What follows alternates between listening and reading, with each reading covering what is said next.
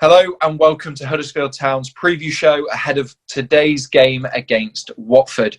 To talk us through it, I'm delighted to be joined by Adam Leventhal from The Athletic, club legend Andy Booth, and of course Stephen Chicken from the Huddersfield Examiner. How is everyone? You okay?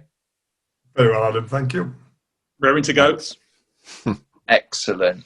Adam, we'll start with you because since the last time we played Watford, just about a month ago now, a lot's changed, hasn't it? Yep, more change at Watford.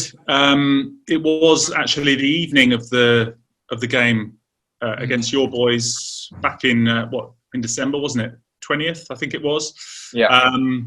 That Vladimir Ivic unfortunately lost his job, and a change was made, and Xisco Munoz was brought in. So it's going to be interesting to see what happens today in terms of how Huddersfield approach it, because Watford do have not a completely different approach to the game up at the John Smiths, but slightly more attacking intent. So it's going to be fascinating to see what happens. And my sort of it's not a bee in my bonnet, but it's just almost like a fascination that I have now is what goes on the Huddersfield bench is incredible to watch. The sort of the excitement, the noise, the freneticism of it all. And, when I look back at the game last month and the comparison between the Huddersfield bench and the Watford bench, Vladimir Ivic very much sort of cool and calm and just arms crossed. And then Bedlam on the other side, which is fantastic. It obviously works. It's going to be a little bit more balanced this time around because Xisco Munoz and his staff are a little bit more akin to what goes on in the Huddersfield bench. So it's going to be really interesting. We watch the fourth official almost every week trying to calm down the bench. You're only allowed 2 into the technical area at one time. It's great to see that, isn't it, Steve? Yeah, it's certainly eye-catching. As you say, it's you can't really ignore it in your peripheral vision there. And yeah, they're always up, and you'll see sort of 3 or 4 of them in a line with Jorge and Narcis and Danny Schofield, and sometimes they seem to be screaming instructions to different players all at once. You wonder how they must tune into different coaches. I think the players, because I don't know how they tell who's saying what otherwise. Have you kind of experienced anything like that before, Boothie? The managers on the touchline, some being more reserved and others being kind of moving all the time, 3 different people shouting directions at 3 different people all at once? Yeah. As I say, every manager's different, and I'm looking forward to, obviously I've not been down here to watch a game, but I'm looking forward to obviously witnessing Carlos and his team, because it comes over like that when you're watching it on iFollow, and I'm sure the fans will absolutely love it as well, because the fans love a passionate manager, and I always thought, and I've got to admit, I always thought a lot of it is for sure, a lot of it is for the fans, but it just shows for Carlos because there's no fans there to show off to. There's been a lot of managers that I know down the line that have done that. I've had quite a few managers that are shouty. We've had a lot of shouty ones. The main one, and I keep mentioning him, obviously Neil Warnock. You knew when he wanted to get his message across, you couldn't throw a blind one, a deaf one to him. You knew you had to listen to him. Brian Orton were exactly the same, but then there were a few where you could ignore him and pretend you couldn't hear him and know get away with it. And they're the managers that I love. I've had a few, and I won't mention them, that sit on the bench or just stand there and give nothing. And I think, come on, you're part of the team. You are the manager, but you can make such a big influence on the pitch, even though you're at the side of it. So for me, those managers who sit in the dugout or just stand in the tactical area, it's a bit of a cop out for me. Get involved in it, because that's what the fans want. That's what the players want as well. Andy, can I ask you a question, just in terms of when it's actually going on and the ball is in play? Can it ever become the point that it's almost a distraction, the amount of noise that is going on, and all the sorts of different types of communication that's going on, because we know that when the ball stops and the manager can just sort of shout out and speak to you specifically, he can give you instructions, you can take it in. But when you're focused on the game and you've got that going on alongside you, does it ever become a distraction? No. You do, to be honest, when the ball's in play, you're concentrating on the ball, you're concentrating on your position where all the rest of the team is. So to be honest, you don't even hear the manager or the coaches shouting at that point. The only time you do hear it, and then you can take it on board when it's out of play, when the ball's dead and the game stopped.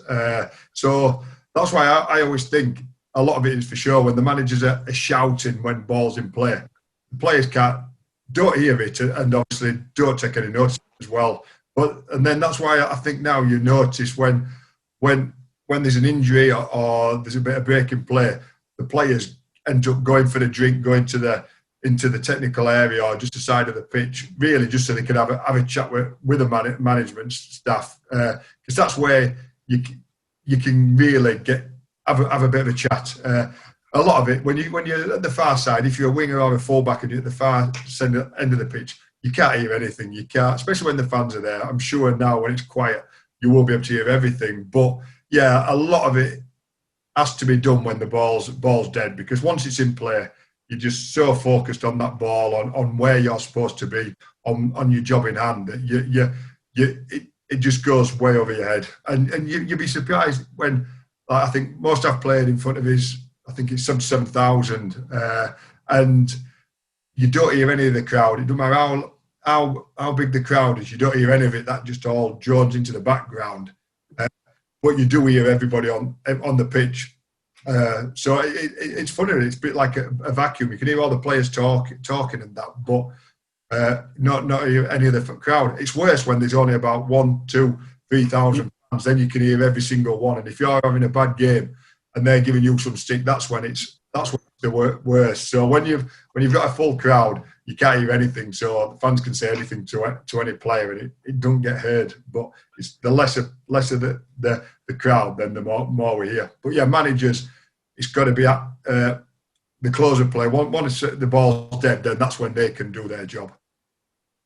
With that in mind, we've seen it, Steve, haven't we? When obviously Carlos Corberán came to the club, he's introduced a completely new style, and allowing him, and it's kind of one of the benefits, I guess, of not having the supporters in the stadium at this moment in time, or probably the only benefit, is that it's allowed him to communicate to the players across the whole 90 minutes and get them into the positions he wants them to be in those games. And I also imagine that Xisco Munoz is benefiting from that, or will be benefiting from that in the next month or so. Yeah, I think especially in the early stages, you're making sort of constant adjustments. Particularly, it seemed to be the fullbacks seem to be getting a lot of instructions. But as Boothie says, and any manager will tell you, there's only so much you can do once you're actually into the game. All the prep work goes into the match on the training ground. And then it's almost like sending your kids off to school on the first day after that, from the way that managers tend to describe it. You're just sort of sending them onto the pitch and just seeing what they're going to do. And I think a lot of it after that is, obviously, you can make adjustments on set pieces and you can tell people, get a bit tighter and things like that. But generally speaking, 99% of the job, you're expecting them to do what they've been trained to do and try and get a result, and there's not much you can do. You're just sort of standing there waiting to see if they'll pull it off or not.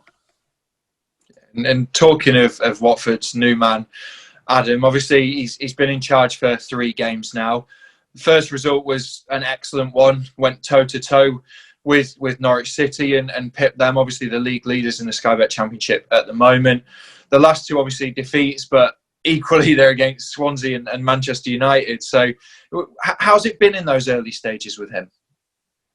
I mean, it's been a tough start, hasn't it? You look at those 3 games and it is a baptism of fire, especially when you're coming in and you haven't really had much of a run at it in terms of training, and you've obviously got lots of injuries and you've got COVID to deal with and all that sort of stuff. So it's a difficult time for him, but I think he's done pretty well. The first performance was, I think it was basically just a reaction to a change of head coach, a different atmosphere, a bit more feel good, and a bit more sort of just general positivity around the place. Not to demean what Vladimirovic was doing entirely, but I just think it was just maybe there was a bit of overcomplication going on under Vladimirovic, and maybe it just needed a little bit of a fresh outlook and just to get everyone smiling a little bit more. And I think we saw that, excuse me, in the game against Norwich. You know, that was a real team performance. Everyone was in it. Everyone was connected. Everyone was, you know, on point and doing their jobs. The game against Swansea, which, you know, you look at those two games, and they're obviously two of the most technically gifted sides in the Championship. So it's tough to go head to head with both of them. Swansea was I think it was okay in the first half, and obviously Watford went ahead, but they weren't really able to kick on in the second half, and I think they struggled a little bit. And I was very impressed with how Swansea played. They looked like a proper outfit this season. And then against Manchester United, it was a bit of a nervy start, and I think that can be understood when you're going to a Premier League side, albeit, you know, Watford have just come out of the Premier League. But I think for, you know, some of the players, they just started a little bit slow.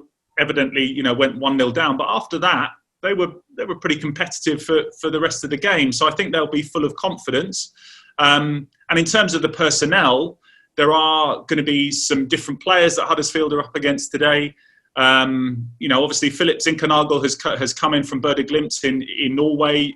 Very impressive player. Made a decent, solid debut. He's going to bring a bit more creativity to the side.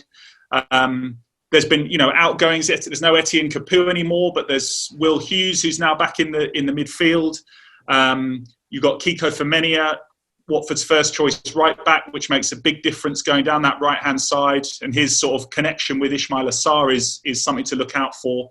And then over on the left hand side, you've got Adam Messina, who's now back as well. So, you know, in terms of the offering that Watford have and that Xisco Munoz has, it's actually, you know, stronger. Although Capoue is gone, there are more options for him. So I think it's going to be an interesting one today. Let's see what happens. Yeah, it certainly will be. And like you said, a lot has changed since that game in terms of personnel, both on and off the pitch.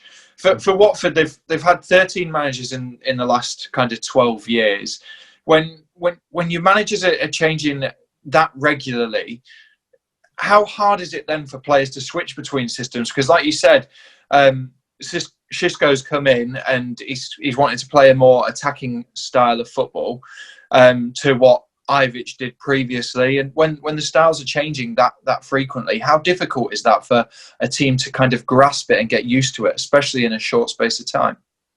I think there can be a bit of a lag. I'm sure Andy can sort of, you know, expand on this as well afterwards. But I think, you know, when you've been sort of drilled, especially with Ivic, you know, drilled into playing a lot of the time three at the back, that does take a little bit of adaptation in terms of your first impulse when you're on the ball. If you know that you're playing more of a possession-based game and the demands on you is to maybe sort of rotate from one side to the other and then look for the other option. If you're playing in a 3, you've got more men around you. But if the focus is to, come on, right, get it into the full backs or get it into a midfielder and move the ball quicker, much like how Huddersfield, you know, play a bit more quick movement, I think it just does take a little bit of time to adapt. But then on the other hand, I think you can also have sort of legacy improvements from head coaches as well. And I think Ivic, to his credit, made Watford a far stronger defensive unit. And I think we're seeing the evidence of that continuing in these recent games. And I think overall, Watford at the back, although against Huddersfield, obviously, you know, there were two gifts in terms of Ben Foster's mistake and Etienne Capoue's, you know, own goal, which was a horror show. If you take those out of the game, Watford on the whole were probably more dangerous. They had some pretty good chances, didn't they? I mean, Andre Gray had a couple. Your keeper was on fire, wasn't he? Ryan Schofield, he was man of the match. Yeah. So, you know, I think that from the point of view of changing systems, going back to your original question, they have adapted, but sometimes it just takes a little bit of time to sort of get back into your flow again and think, right, I don't need to look back, I don't need to pass sideways. My manager's saying, he's filling me with confidence. He's saying, go on, attack the fullback if you're a winger and things like that. So I think you'll see a different approach today from Watford that you did against Huddersfield. Although the Huddersfield game, despite it being a 2-0 defeat and the head coach leaving, wasn't as bad perhaps as people maybe remember. What's it like, Boothie, when a new manager comes in? The style changes completely. What can that do to a player? Yeah, to be honest, it don't matter. I think there was a space in my career where I had about 9 managers in 4 something daft like 4 years, and the players just seem to get on with it. Well, they've got to do. If they don't, then they're out of the team. So it doesn't matter if they're playing a 4-4-2 or 3 at the back or whatever system. If the players don't buy into it, they'll see them out of the team and sometimes out of the club. So it's the players are quite versatile. Actually, they've been brought up with playing football, and the basics are always the same, but just different formations. So, and every manager has their own views, their own ideas of how to play, and you just, as a player, you buy into it. So it doesn't really affect the players that much. Saying that, it's easy for me to say because I could only play one way. I was a big target man. Luckily for me, all the managers wanted to play with a target man. I might be saying, and my view might have been completely different. If manager comes in and he plays with 2 small lads up the front, then I'd have had to try and change. I don't know how I could have done, but I'd have had to try and do something back in the team. So yeah, the players just really try and buy into whatever the views of the managers are. Yeah, it's certainly interesting, and something that, to be fair, Huddersfield Town had to adapt to at the start of this year. And Steve, looking to today's game, obviously Watford, we spoke about a month ago about their strong defensive record. That's continued, but Carlos spoke really highly of them, didn't he, in the press conference on Thursday? Yeah, he was saying that they've switched to a 4-4-2 and that is a system that probably suits the personnel that they have available much better than the system they were playing before. He's obviously a big admirer of Xisco Munoz, who was talking about the experience that he got under Rafa Benitez as a player for Valencia. And that he's learned a lot very quickly as a coach and really made an impression at the start of his coaching career. So I think this would have stood out at the start of the season when you're looking at the fixture list as one of the most difficult games Town were going to face this season. I think we're seeing that the Premier League clubs that have come down, the newly relegated sides, have been up at that end of the table for pretty much the entire season, and it's going to be a really, really tough game. They'll obviously take confidence from the fact that they got that 2-0 win just a few weeks ago. But at the same time, as we've discussed, it's quite a different side now and quite a different prospect, and especially going away from home. And they've got the best home form in the league as well. I think just 1 defeat, Adam. Yeah, up against Cardiff, and that was a frustrating game. But on the whole, they've played far better at home. I don't know what it is. I guess it's the familiarity. You're also sort of not stepping into the unknown a little bit. You've got your own sort of comforts around you. It can make a difference, I suppose. Did that make a difference to you, Andy? I mean, I suppose you would have gone away and dominated defences away from home as well, but it does make a difference when you've got your own things around you, especially at this time as well, when you haven't had a night in an alien hotel that you're not familiar with and all that sort of stuff. Yeah, I love my home comforts, and that's why you do get your home and away advantages, and sometimes it's psychological as well. I only ever played at Watford, I think, a couple of times, and never won there, never drew. So there were games you'd be going and thinking, this is a bit of an unlucky ground for me. So even in your head mentally, before you even start, sometimes you beat. But then there's other games that I always score here. So it's all like up and down. But yeah, I definitely think it is, especially when you're in a hotel as well. At night before, it's not the same as your own bed, your own food, your own routine.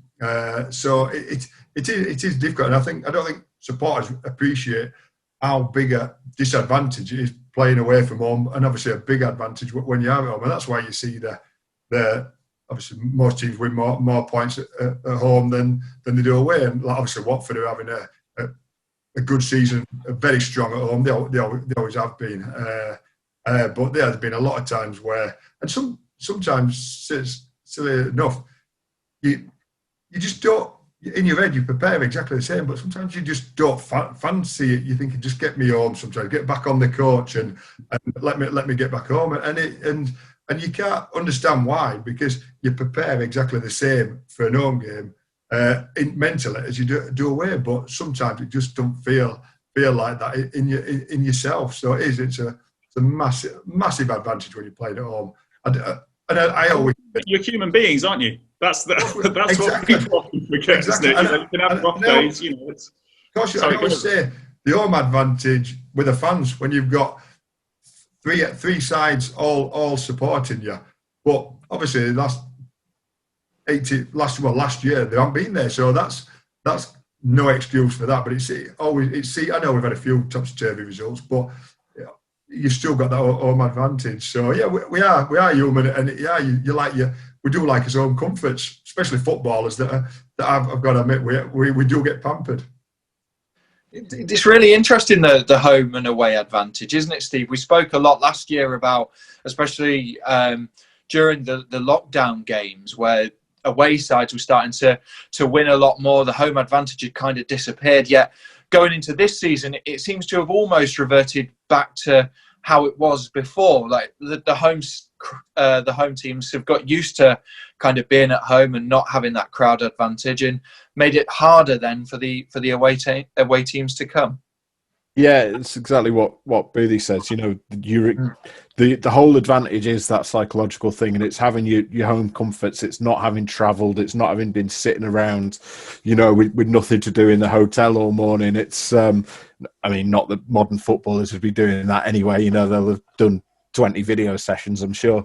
But no, it's it comes from that routine and that sense of what you're doing, and you're not second guessing. Oh, do I need to be here? Following the itinerary and all of these things, you know what you should be doing. And I think obviously after lockdown, that was lost because it was new to everyone. It was a different situation. Everyone playing in front of an empty stadium, but I think it's obviously the absence of the fans plays a part. That was something everyone needed to get used to. But I think where you lost the home and away advantage was things like, the changing room setup will have changed. A lot of clubs they've had to move into different areas of the stadium. You can only enter via different routes, and it sounds really minor. It sounds like it's changes where it's like, well, so what? But when you're used to that day in, day out and doing things a certain way, having to change is, as people will have found in their own walks of life and in their own jobs, can be a bit jarring and a bit unsettling. But obviously now they've had, 7 months to get used to that, and we're starting to see that advantage is coming back a bit. Yeah, and we've spoke about how difficult the task is going to be going to Watford, and something, Steve, that hasn't helped is the kind of injury issues that we have at the moment. Obviously, starting with Carol Eiting, he'll be out for what Carlos said, around 3 or 4 months. He was a vital part of the midfield three since he joined on loan from Ajax. That's a massive blow, isn't it? I think you're still on mute. Don't do it too often.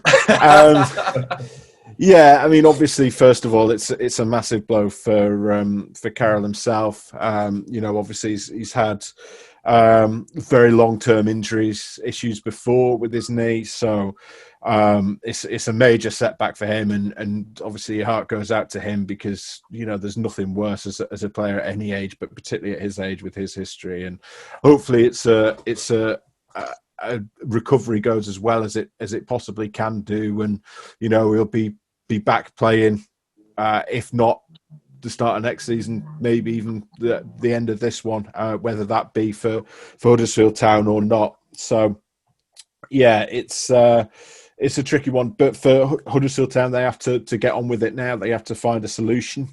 I think there's 3 of the lineup that played against Watford last time out. I say I think, as though I'm not looking at my spreadsheet here.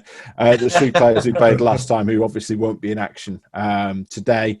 Isaac Mbenza and Naby Sarr are also going to miss out, so it'll be interesting to see the team sheet and how Carlos covers for their absences. As far as the midfield goes, maybe we'll see Scott High. We asked Carlos, almost not expecting a response, who was in his thoughts to come into the midfield, and he said he's considering Scott High, who's back from his loan at Shrewsbury, or Alex Vallejo as his 2 options. Of course, Lewis O'Brien's been playing on the left wing recently as well, so if you went 2 up top, perhaps you could put Lewis back into midfield and not have to bring in either Scott High or Alex Vallejo. So we'll see. But yeah, I mean, it's not ideal to have sort of an attacker, a midfielder and a defender all out at the same time that have been part of your regular 11 recently. But I think we've seen this season that when injuries have hit and other players have had to step in, they've tended to do reasonably well. I think people would have been worried before the Nottingham Forest game, seeing Romany Critchlow's name on the team sheet, perhaps, but he did a really good job there. And we touched on Ryan Schofield doing so well against Watford last time out. He's really seized his opportunity since he replaced Ben Hamer in the started lineup last month, and to the point where Ben Hamer has been allowed to leave because Ryan was so clearly ready to be the long-term first choice now. Yeah. So yeah, it'll be interesting to see the team sheet, but it's and Rolando Aarons, of course, is a possibility as well, having signed recently from Newcastle. So looking forward to seeing what team he picks. Yeah, the team will certainly be interesting. I mean, Boothie, there's 4 centre-halves that are all out at the moment. Naby Sarr, Christopher Schindler, Richard Stearman, Tommy Elphick. Alongside that, we're without Alex Pritchard, Adama Diakabi, new signing Danny Grant as well. When you're in a dressing room and there's that many players, obviously Carroll included, who are unavailable in the squad, what's that like as a senior lad, and how do you then have to kind of galvanise those younger players? I'm thinking the likes of Romany, for example, that Steve mentioned, or Scott High, that might be coming in for their 3rd or even 2nd appearance for the club. How do you then have to help them to step up to first team football? Yeah, that's when your experienced lads have got to come into it, and it's important in the changing rooms before the game. Obviously, travelling down on a Friday, making sure the young lads are all feel part of it. They all, I know they've been training with them, but when you know you're starting or you're on the bench and you're making your debuts or want to play 1 or 2 games, you want to make sure you feel part of it, because at 3:00 today, then they're all in it together. So that's where I know you've mentioned obviously Naby, Richard Stearman, Chris Schindler, very experienced players and very important to not just on the field but off the field as well. I know you've still got Oggy will be there, and I'm sure Oggy will be, like he always does, talking to him. And sometimes I can remember we played down at Colchester under Mick Wadsworth, and we're in administration. The club were in turmoil, and a lot of the lads were injured, and I think they were on like 2 or 3 senior play. Well, probably lads over 25, and all the rest were 19, 20-year-old lads making the debuts, or they've all played a handful of games. And sometimes you think, right, you look forward to playing with them because it's new to them. They're starting their career, and you can help them. And the first step of the career is so important. If they have a bad start, then sometimes they don't even get going. So you feel you want to help them because of the team and how important it is to the team, but also for the careers. And that's where Oggy, obviously Fraser Campbell, a lot of experience in just them 2 lads, and I'm sure they'll definitely help them out. But I'll probably ask Adam this, like, how big influence does Troy Deeney have? Because obviously he's been there at the club over 10 years, and for me, I listened to him, I've heard him on TalkSport quite a lot this year, and he's definitely got a career in punditry after this, but influence he must have in the Watford changing room must be massive for the Watford team, as in it's going to be like for Fraser and Oggy today. Yeah, I mean, he's obviously still a huge influence at the club, you know, in the dressing room and also on the pitch when he's playing. I think his form this season hasn't been probably as good as he would like. I think he's still sort of learning to deal with his knee injury, which seems to be sort of lingering on a little bit. But he seems to be sort of getting his fitness back up to the levels that he would like. And he didn't play against Manchester United, so he's had a bit of extra recovery time. So he should be coming into this sort of next section of the season in decent fettle. And I think from the point of view of Troy, he always, you know, has a point to prove almost. You know, having been a Premier League striker, perhaps thinking that he was going to be picked up by a Premier League team when Watford went down. Now he's playing and, you know, committed to stay in the last transfer window.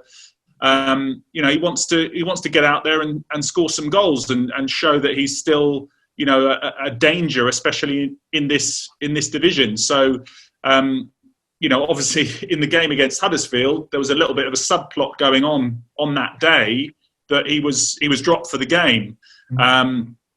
And I think that, I mean, Vladimir Ivic pretty much cut off his nose to spite his face, because I think that game would have suited Troy down to the ground.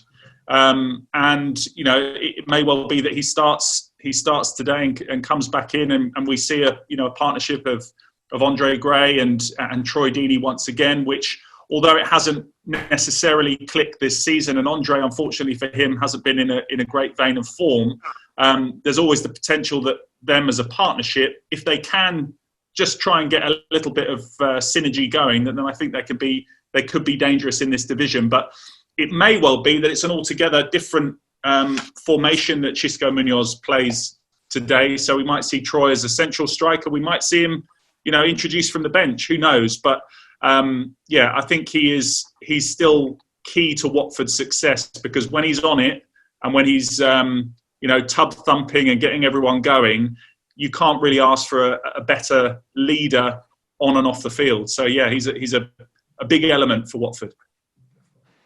And Steve, you mentioned potentially playing two up front for Huddersfield Town as well. Obviously, we're helped with that idea with Danny Ward coming back. It's a boost for him. He's due a little bit of luck, isn't he? Yeah, he's not had great luck with injuries since he's come back. I think it's fair to say it's just been, and I believe that the hamstring injuries he's had have been sort of slightly different issues as well from what Carlos has said. So it's not even like it's been sort of the same thing happening again and again. So bit of bad luck there. And I think Town fans were not exactly, you know, totally over the moon when he came back. It was a bit of a muted response to his return from Cardiff, but as we've kept sort of insisting, the stats at Cardiff when he did play, he was one of the most clinical players in the Championship. I think I worked out that in terms of sort of both shot conversion and sort of minutes per goal, he was the second most effective striker in the Championship last year, and unfortunately he's just not really had a chance to get going. Whether he'll start today is another issue, because you've always got to be careful, I think, especially when he's missed so much, not just through this injury, but the previous injuries. He's not had many starts this season. I think you need to be a bit careful there. But you know, he's left-footed. He could play alongside Fraser Campbell. You've got a natural left-right balance there. And if you wanted to play two up top, that's very appealing. Because if you want to split your centre-forwards and make them almost your wide men and have a number 10 going up the middle, which we've seen Juninho Bacuna do a couple of times this season, then that's a very attractive option. But as far as today's concerned, if Danny Ward isn't fit to start, you've got Kieran Phillips as an option after he made his first start against Plymouth last week. Orlando Aarons can play there if need be, and Bakker can play there, or Lewis O'Brien can play, both as more as a presence to be there for the press. But we've seen them both do that this season as well. So there's options there. Yeah, there absolutely is, and Booley, obviously with those options, we touched a little bit on Scott High earlier on, another Huddersfield lad, and Ryan Schofield, obviously, that Adam mentioned. He had a great game against Watford. Steve said, obviously, he's taken the number 1 shirt. We've seen that after Ben Hamer departed the club to Swansea City. There's so much promise, though, isn't there, with Ryan? He's really grasped that number 1 shirt, and he's still so young. Yeah, he is. Yeah. I know it seems like he's been around a long time, because I heard about him when we were 16. I think he was probably like a first-year scholar, and obviously when you're in around the international scene, especially when you play at Huddersfield, you soon get to know these people. And I've talked to quite a few of the goalkeeping coaches from the academy, and then obviously Clem in the first team, and they've spoke so highly of him for years. So it's only a matter of time for him to come in, but it's difficult as a goalkeeper. You've got to wait your turn, and you've just got to hope for. And it's harsh on the other goalkeepers, either dip a form or a sending off or an injury for you to get your chance. And he got it, and which were a bit of luck really when had to do track and trace. And I think Carlos then was fair to Ben, put him straight back in, even though Ryan had done well, but already had shown them seeds. He knew he'd shown that he could be the number 1. And then Ben gets an injury at Bournemouth, and there's no looking back for him. And as you said, obviously Ben yesterday going to Swansea, great move for him.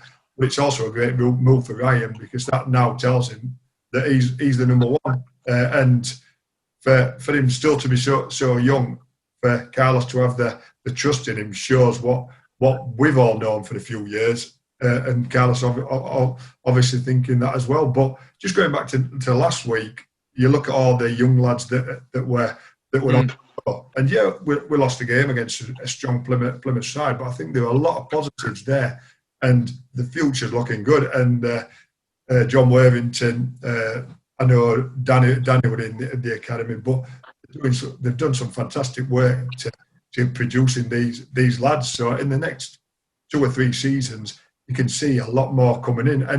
And earlier when you mentioned all them players that were injured, but you see the lads who are still fit, it shows we've got quite a strong squad now, and that's done quite quietly actually, because you beginning of the season, and I've got to be honest, I felt we were under pressure. I thought we could struggle, but now Carlos is slowly, down to the academy as well, gathering a strong squad. Not compared to what you hear the names that Adam have been shouting out, and we know we're going to be in for a tough game tomorrow. But we're looking more for the future, and I think in the next couple of years, there's a lot to be positive about. Yeah, and Adam, you mentioned Ryan earlier as well. I mean, in Ben Foster's vlog, he was saying how good after the game that Ryan was. It was a really standout performance, that Watford game, wasn't it? It was. And I've done a piece which is out on The Athletic, came out yesterday, about Andre Gray. And it focused on his game in particular against Huddersfield, but also, his other sort of struggles in front of goal.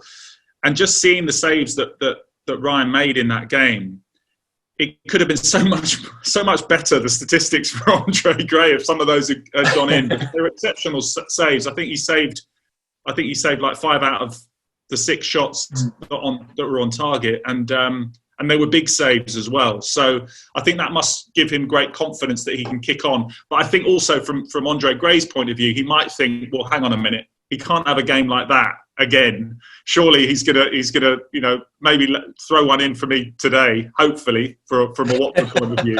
But we will see. But I mean, just in terms of the Watford strikers at the moment, they know that they need to start delivering, because the other departments of the team, I mean, Ben, I know he's made a couple of mistakes in goal, but on the whole, vastly experienced goalkeeper and great to have in there. At the back, there are plenty of options. It's interesting, listening to that raft of central defenders that Huddersfield are missing. Watford, although they've got a couple of injuries, most of them are available now, and that was something that Watford maybe struggled a little bit with last season, but now are strong in that department. Midfield options are back, but up top, where you have on paper a lot of dangerous players, experienced players as well, they need to step up. And if they can click, then I think they can do some damage in this division. But they have to start doing it, because teams at the top can start to run away with it. And for example, if Huddersfield pick up the points today, they close the gap on Watford. So it's very, very tight, and we're now heading into the sort of, I think there's probably, we'll say it quietly because obviously we're on an official site here, but I think for a lot of clubs, yes, a cup run is great, and Watford have had that in the past and they got to the final and things like that. But this season of all seasons, I think they might sort of get over the fact that they're out of the FA Cup, both these sides, pretty quickly, especially when you don't know who's going to be dropping out of the side due to COVID and all that sort of stuff at the last minute. I think it's now, most teams can now go, right, we've got 15 games coming up over the next 2 weeks. Let's really get stuck into it. So it's a big day today for both sides, because if you can get back in the mix, then who knows, when you've got all those players back, you could be in the mix for the playoffs, and hopefully Watford will still be in the mix for the playoffs, maybe even automatic promotion by the end of the season. Yeah, that's the beauty of the Championship. It's so tight yet so open at the same time. I mean, looking back to that game earlier this season, Steve, the pressing from the front, especially on Watford's back line, was really impressive, wasn't it? And ultimately, that's what paid off to help us get the 3 points. Yeah, it was Isaac Mbenza, wasn't it? Was chased him down, and then Fraser Campbell put it in, and you were flying from there. It was one of the rare occasions this year that Town have then gone on and scored a second as well. And as we've touched on, there was a slice of luck in there, in that Etienne Capoue just sort of... I was going to say, they didn't score it. Yeah, kneed it into his own net. It was I really enjoyed that. It was a proper own goal. It wasn't it wasn't a deflected shot or anything like that. It was a proper own goal. Yeah. Proper home video stuff. But no, I think Town generally, though, and I wrote a piece earlier this week about this, they need to be careful once they've gone a goal ahead that they don't drop back too deep, because they're conceding about the same number of goals when they're at nil, when the scores are level, as they are when they're a goal ahead, but they're scoring far fewer when they're one goal ahead than they are when the scores are level. So and I think that might be because they're dropping back a bit too deep when they're one goal ahead, where if they push up a little bit more and sort of keep that line that they have at 0-0, they're more likely to win the ball high up the pitch, as they did for that goal. Probably not as high up as that, to be fair, again, but to win the ball higher up the pitch than they have been doing and get those opportunities on the counter-attack that we've seen them score sort of 6 or 7 times this season.